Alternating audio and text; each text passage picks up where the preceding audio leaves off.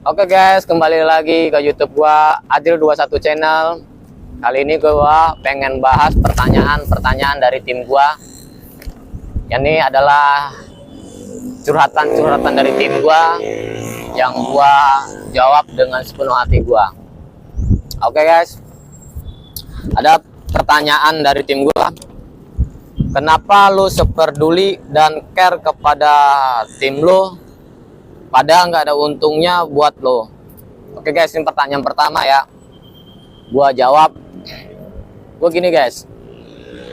Gua itu sama tim gua seperduli adalah melebihi gue sepeduli kepada anak sama istri gua. Terkadang tim gua sakit, gua mengabaikan anak istri gua tinggalin dulu. Gua harus nolongin tim gua dulu di saat tim gua sakit. Dan di situ gue akan berusaha selalu hadir dan support apapun yang gue bisa untuk bantuin kalian. Karena apa? Suatu saat gue pasti ditolongin, walaupun bukan kalian, saya yakin ataupun gue yakin pasti ada orang lain yang nolongin gue. Apalagi gue di Jakarta ini, gue merantau di sini, keluarga gue jauh, dan gue di Jakarta ini sama anak istri gue. Di situ gue ngelakuin dengan hati gue yakin seperti itu guys. Jadi gue ngelakuin selalu bantu kalian tuh karena itu. Karena hidup perantau itu harus banyak kawan. Kita harus saling tolong menolong, saling support apapun itu. Gue yakin itu. Dan kedua, lu pernah nggak merasa kesel dan menghadapi tim lu? Gimana ya? Ya namanya di suatu kerjaan ataupun di satu perusahaan atas sama bawahan itu pasti ada kecoknya, pasti ada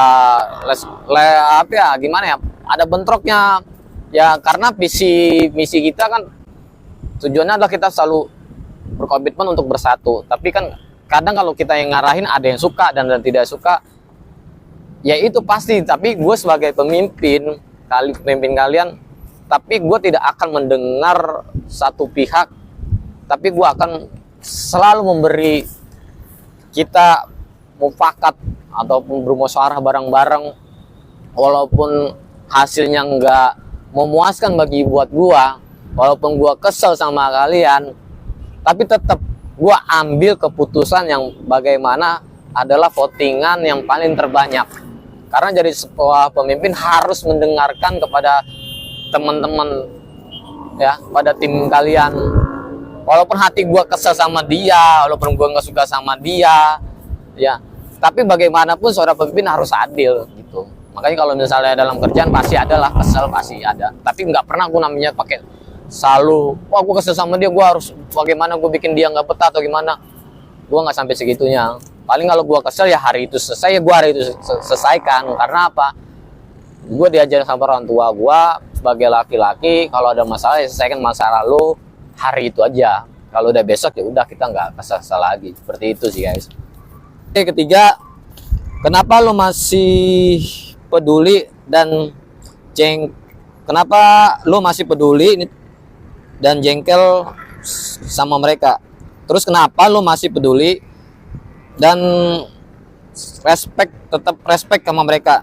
Mohon maaf guys ya, tulisannya tulisan dokter nih dari pertanyaan dari temen gue. Kalau gue sih gimana ya, gue hidup perantau gitu, butuh banyak kawan, bukan musuh gitu. Jadi gue harus peduli sama siapapun, bukan hanya tim gue aja, sama orang lain atau gimana pun. Gue harus peduli gitu aja. Walaupun dia nggak peduli sama gue masa bodoh gitu. Tapi gue bahkan berusaha tetap peduli sama dia. Mau tentang keluarganya dia, mau tentang pribadinya dia. Gue selalu sering dengerin dari teman-teman gue, dari tim gue itu sering curhat ataupun tentang pribadi, tentang keluarga. Gue akan mendengarkan dan akan, ketika kalau gue bisa bantu, gue pasti bantu. Kalau gue nggak bisa bantu ya paling gue kasih solusi gitu. Jadi kalau di Jakarta ini kita harus banyak kawan, bukan musuh. Makanya kita harus banyak peduli. Kalau lu pengen dipedulin orang lain, lu harus peduliin mereka dulu, baru mereka peduli sama lu. Contohnya gini kawan, lu waktu gua sakit, istri gua dan anak gua di kampung.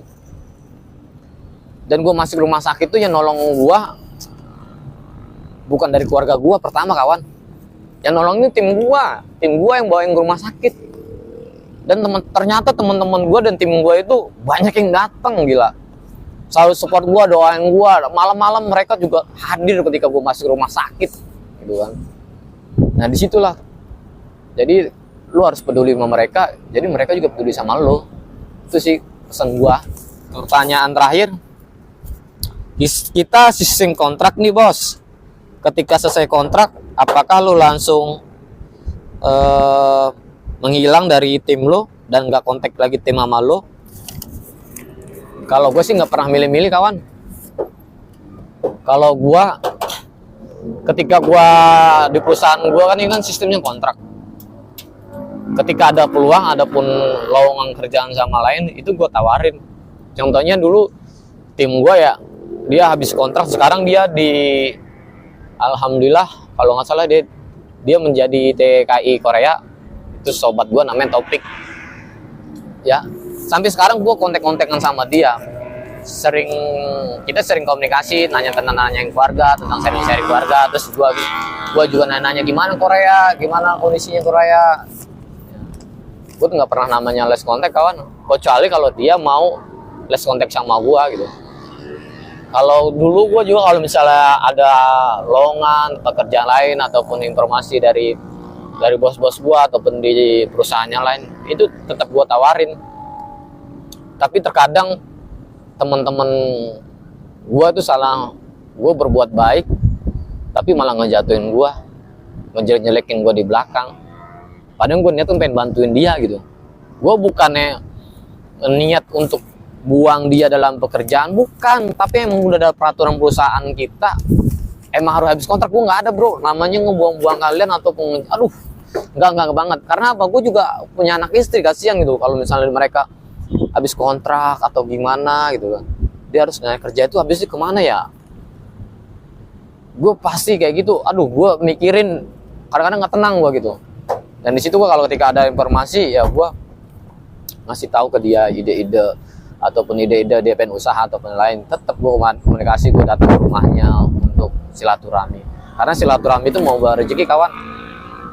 Jadi lu ketika lu dimanapun lu kerja nih ya, buat pesan-pesan gua nih teman-teman, ataupun ketika lu habis kontrak dan lain-lain nih dari perusahaan manapun, lu jangan pernah namanya les kontak sama teman. Biasanya nih ya, gua yang sering gua alamin, ketika udah selesai kerjaan di perusahaan yang sama, udah lu oke lah seminggu 2 minggu lu masih kontekan sama mereka, tapi udah berapa bulan lu udah les kontak aja gitu. Kadang-kadang gue juga lu nggak mau nanyain kabar mereka gimana atau kondisi mereka gimana.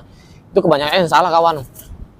Kalau gue dulu sering gue begini, gue ngelakuin, gue kalau tes individu buat diri gue itu pasti gagal karena EQ gue ini sangat minim gitu kan. Nah banyakan tuh gue ketika itu nanyain teman-teman gue ketika gue udah keluar dari perusahaan gue dan gue masuk kerjaan di perusahaan gue yang ini, itu dari kawan gue yang dulu yang lama gitu.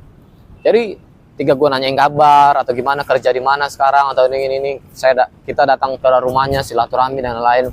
Dan akhirnya itu benar, silaturahmi itu mau rezeki kawan. Gue masih perusahaan ini, gue dibawa sama dia. Akhirnya gue bikin lamaran, seleksi dengan perusahaan, dengan prosedurnya, dan gue terima di perusahaan ini. Walaupun dulu gue ngelamar di perusahaan gue ini 10 kali kawan gagal.